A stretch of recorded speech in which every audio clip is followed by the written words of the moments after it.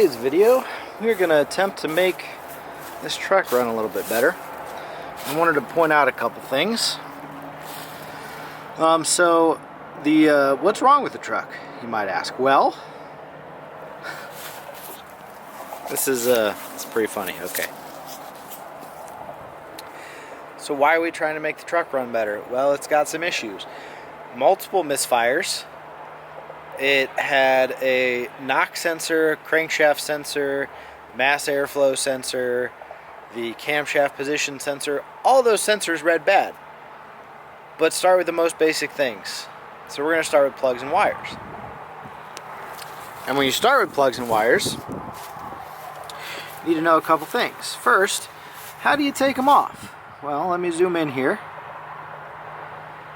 So there is one of the plugs going in. And you see that metal sleeve. So that's a heat shield. So you grab that with your needle nose pliers and pull, and it'll pop the plug off. So that's the first thing, is how to get the old plugs off. Then you'll need to know something. When you go to buy spark plug wires, you need to know if you have round or square coils. And these coils, it's pretty easy to see. These are square. So the actual body of the coil, see there, the body, so not the plug, but the actual body is square. So there are some that are round. They look like a cylinder. These are square. So we're going to pop these wires off, and we'll take the spark plugs out. And I want to show you something, well, two things with the spark plugs. 1 second. Spark plugs, let me get a new one out of here.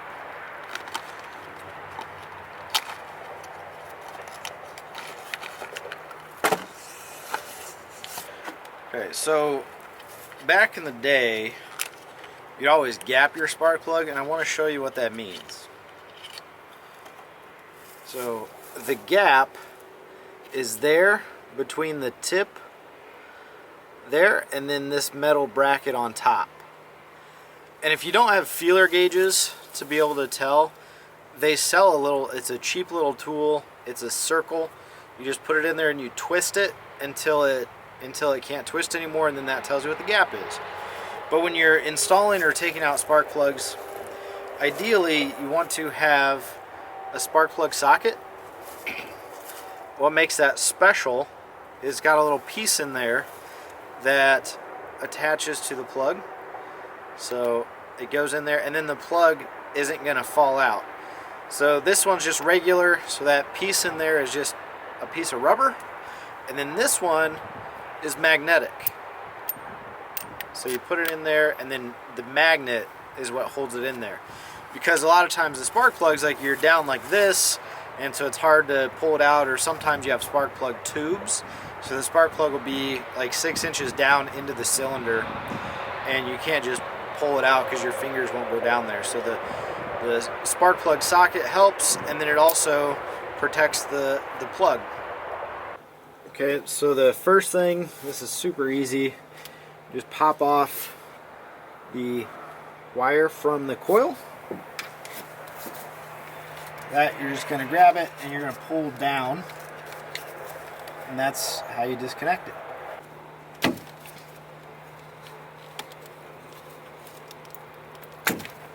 Alright, so I pulled that out. Let me show you this for a second. Okay, I wasn't just playing these needle nose. See how they line up? They're kind of the worst. They're a little bent. Okay, so this sleeve, you got to take this off and reuse this sleeve on the new set of wires. So you'll have to save these sleeves.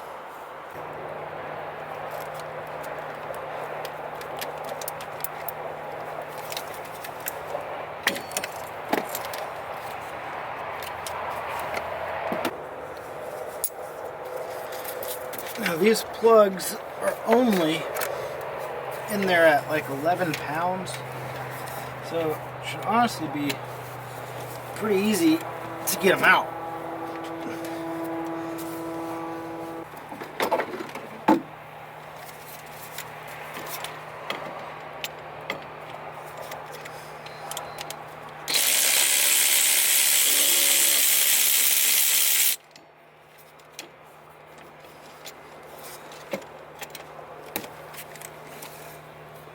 First one's out.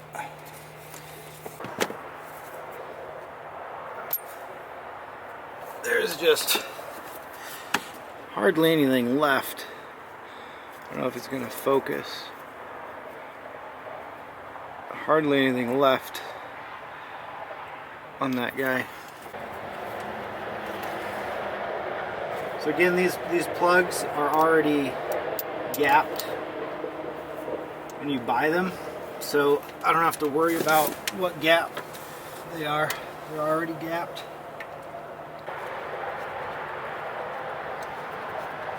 Don't ever force the threads on a spark plug. They are not very strong. You will very easily strip them. Sometimes go backwards, like left, and then let the thread line up, and then go forward.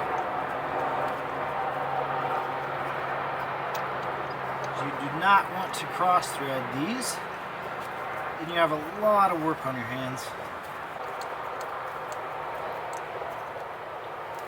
Alright. Now we quote unquote torque them down. The torque spec is only 10 pounds. So that means at 1 foot, you're just giving it 10 pounds. Ideally, you should just use a torque wrench, but I'm just gonna make them a little snug there. Should be fine. There's one.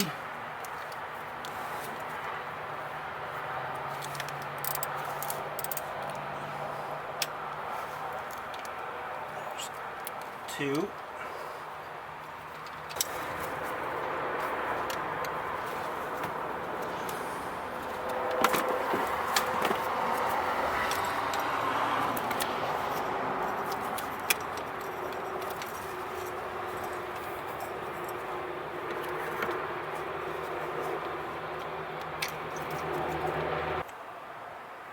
So this one is by far the worst.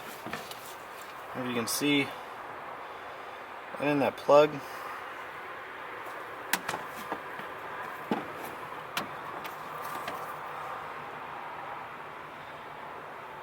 I don't know if you can see that or not, but the little hole where the plug is supposed to go is bent. We'll stick our needle nose in there and see if we can unbend it. Alright, so all the plugs have been replaced. So the next step is start it up and basically just see if it'll rev up. And then the other thing is, if the check engine light is flashing, it means there's an active misfire. So if it seems to start up okay, we will reset all the codes and then see what codes come back, and then we'll go from there. So if it still has a bunch of sensors, then basically you do have to start replacing those. But first you want to make sure that the misfire is not causing the other sensors. So we would check. So we already did the spark plugs. Next would probably be the coils. But first, let's just see what happens.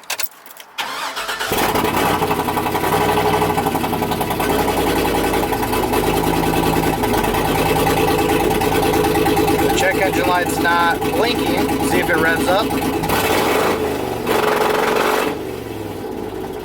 There's still kind of a hesitation there.